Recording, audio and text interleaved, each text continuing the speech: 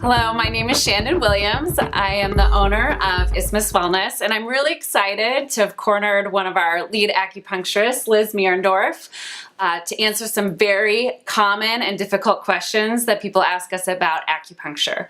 So, to tell you a little bit more about Liz, she's been in practice as an acupuncturist for over 7 years. She's been working with sports medicine for over 14, studied at UW in sports medicine, and she also specializes now in our clinic in pain management and injury, but also sees a lot of other stuff. Mm-hmm. So did I get it all?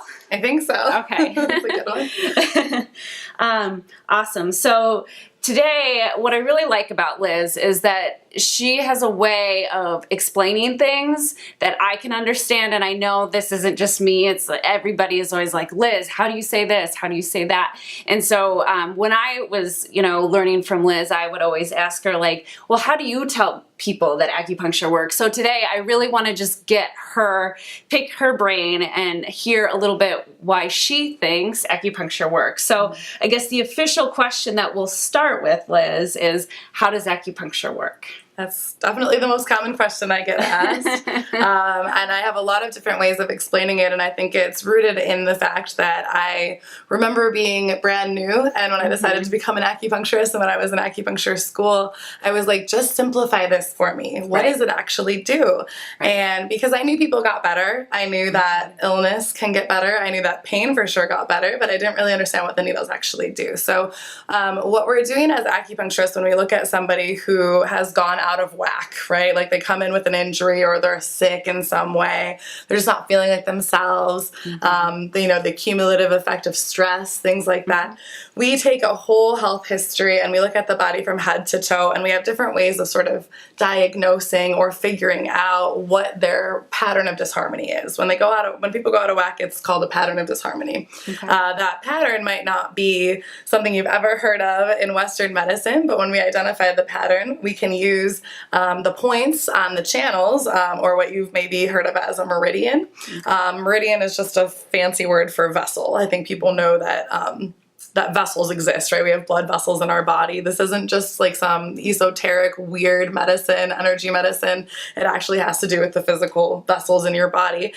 So we use those like a big switchboard to kind of tell your body how to heal itself. So some people will say things like, acupuncture is a way of stimulating the body to heal itself, and that's absolutely true. But what does that mean? Your immune system identifies when something's wrong. So when there's inflammation or pain somewhere, normally your body is able to fix it.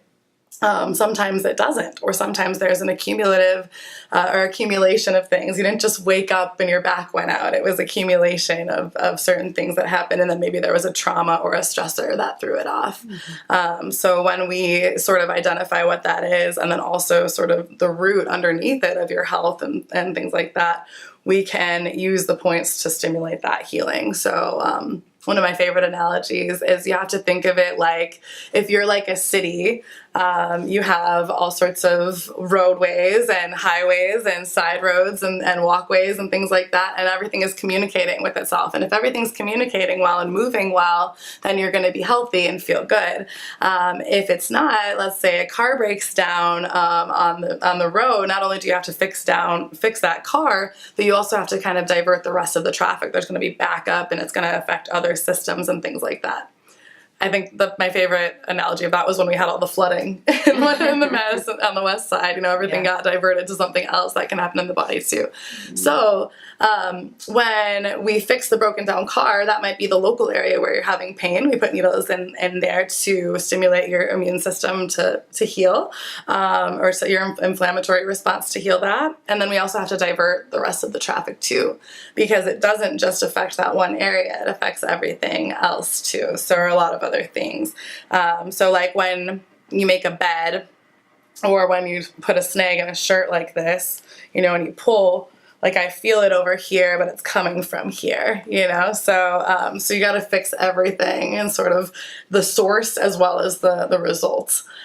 So that's why I might put a needle in your ankle and it makes your shoulder feel better.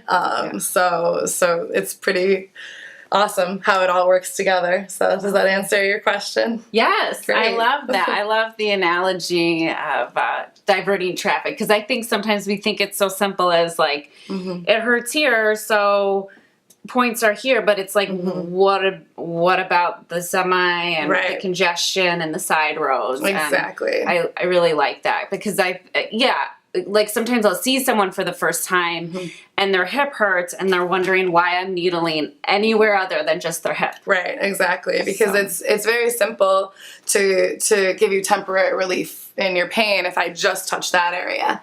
But if we want to treat the root, if we want to treat the underlying things, like I said, it didn't just happen overnight, even if it feels like it might have, then to give you long-lasting relief and to give you actual change in your health and wellness, we have to address other things as well. So it's there's a lot more to it than meets the eye. That's great. Well, thank you, Liz. That was great. And we'll hear more from Liz shortly.